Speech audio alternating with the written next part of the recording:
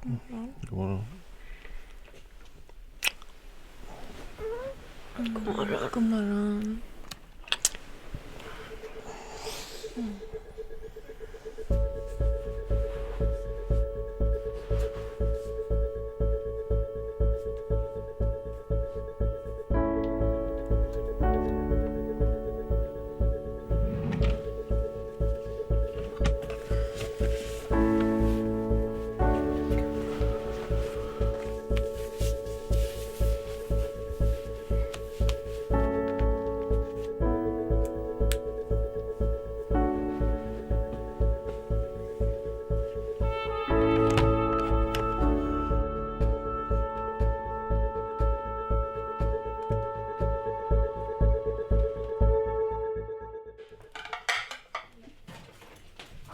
It was like every relationship when you meet someone.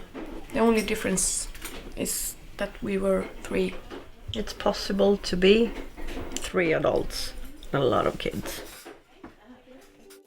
Magnus and Anna have been married for 8 years. Together they have 2 kids, Andrea and Julie. 2 years ago, both of them fell in love with Marina. She moved in with her 3 kids, Linus, Luca and Lea.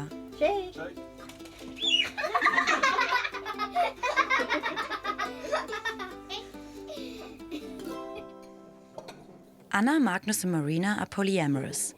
This means being in a faithful relationship with more than one person. 3 years ago, Magnus and Anna decided to spice up their life and began meeting with different girls for fun. But when they met Marina, it turned out to be different. It was supposed to be just a little fun, occasionally, then, often then.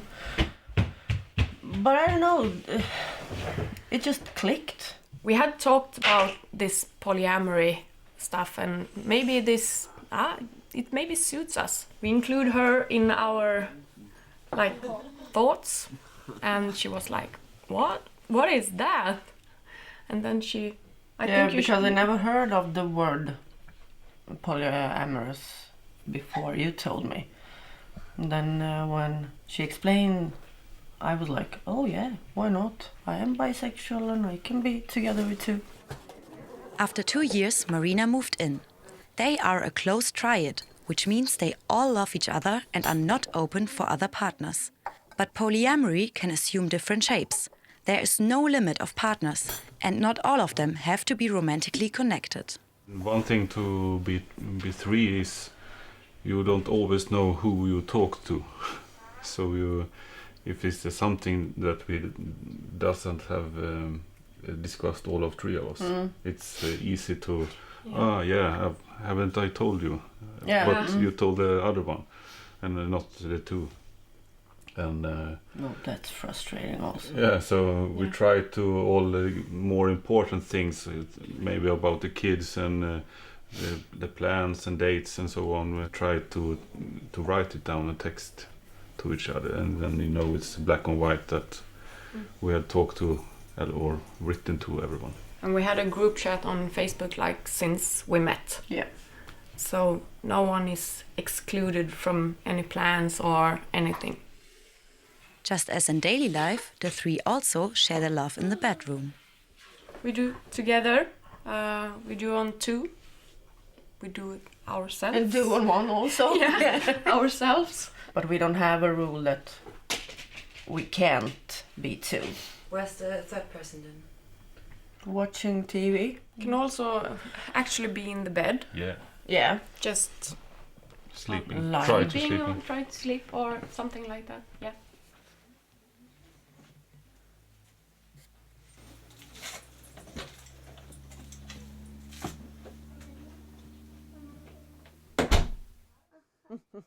It was a little bit hard in the beginning because they know each other for so long.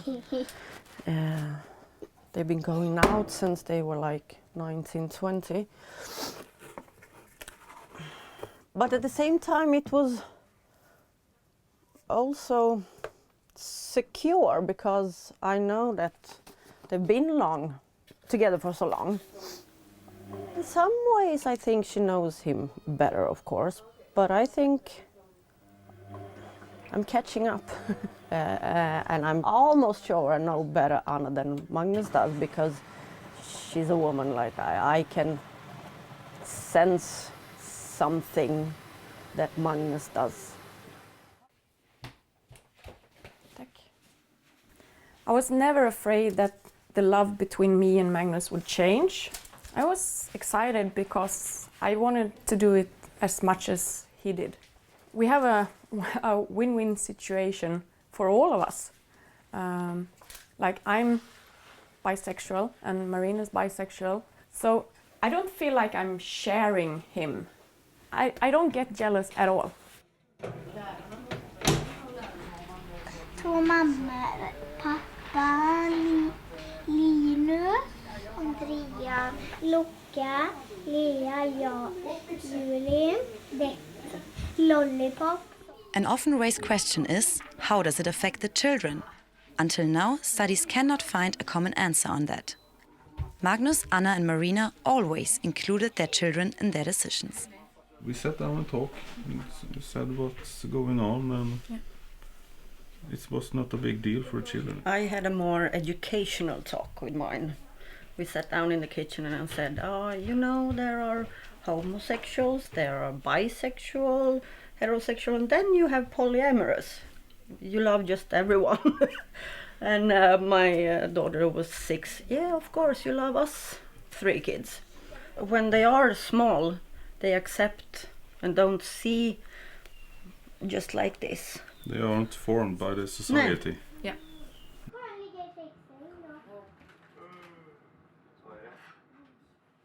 I tell everyone, my friends, and if they think it's a big deal or doesn't like it, they will not be my friends anymore. I would just leave them, because if they can't accept my family, I can't accept them. By being open about their relationship, it was easy for both friends and family to accept their polyamorous love. Det kom inte som en chock så, utan det var lite för nära kompisar för att vara bara kompisar så. Däremot, alltså det hade jag väl kanske svårt att tänka med min bror. Han har alltid varit lugn och tyst. Ja. Alltså jag bryr mig egentligen inte så mycket om vad andra gör. Alltså bara man är lycklig så har det ingen betydelse hur man lever eller vad man gör.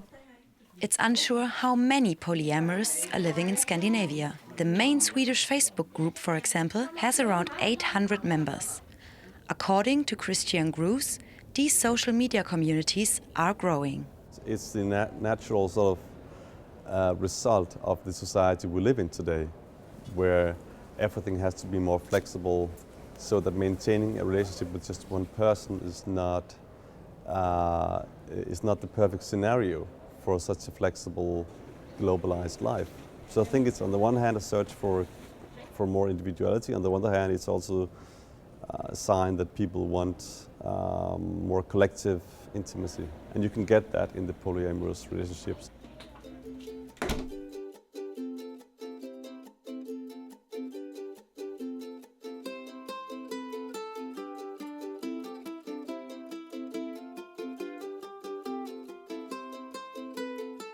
In their hometown, with 250 people, they do not face criticism of their lifestyle.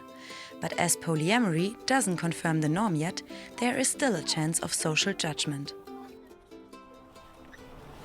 Yeah, we kind of know that, of course, we are talking behind our back. If one starts asking a question and more people hear that we talk about it, then they come to us. Yeah, it's better to talk to us than just talk behind our backs. Yeah. This summer when we went to a festival, it's like 50,000 rockers. Sweden Rock. Yeah, Sweden Rock. And we went there together. We walked, held hands, like sit together, kissed like nothing. And I can't remember people were even raising their eyebrows. No. It's more open in Sweden. And the past maybe 10 years you have like this pride, and it's been bigger and bigger, and it's and it's more acceptable how you live in Sweden. I think Sweden is in front of many other countries with this. I started my new job and I told them on the interview that I was polyamorous, and they appreciated my honesty. Even though the family experienced positive reactions in public, Scandinavian society still sticks to stereotypes. Some people think that this is about a man having more women and then trying to justify that by calling it something else. That's one misunderstanding. Some people may think they are whores, if they're women. And there's also a notion that this is just people who just want to have more sex. So instead of just calling it several lovers, they just call it polyamory to make it sound better.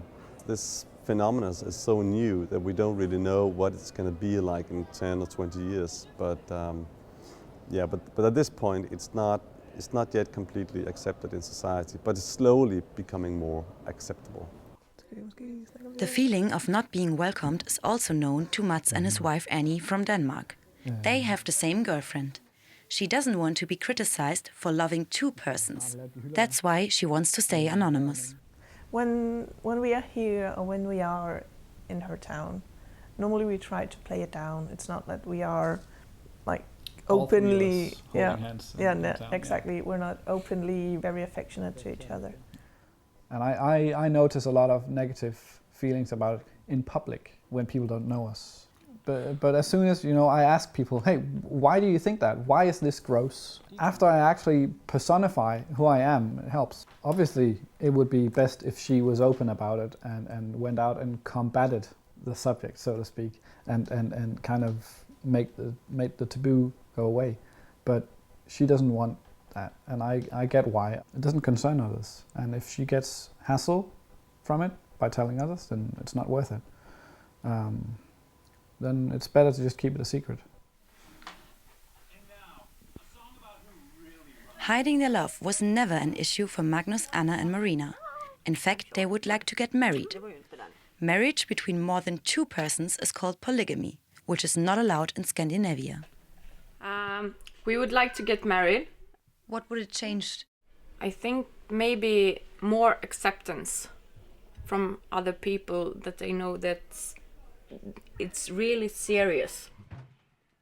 Next to legal issues, polyamorous may also get discriminated in practical matters. So with the bank, our economy is sharing all three. Yeah. So that was a bit difficult to them to understand. To explain that I'm gonna be together with their account. He was looking at me and Magnus like, Are you sure? She's gonna take your money if you include her in your bank account. The first step towards emancipation could be creating more awareness. I would like to change sexual education in school. So they talk about all kinds of love. It probably needs a book about the concept of polyamory would help. A film or somebody, famous role model standing forward, that would definitely bring it on the table.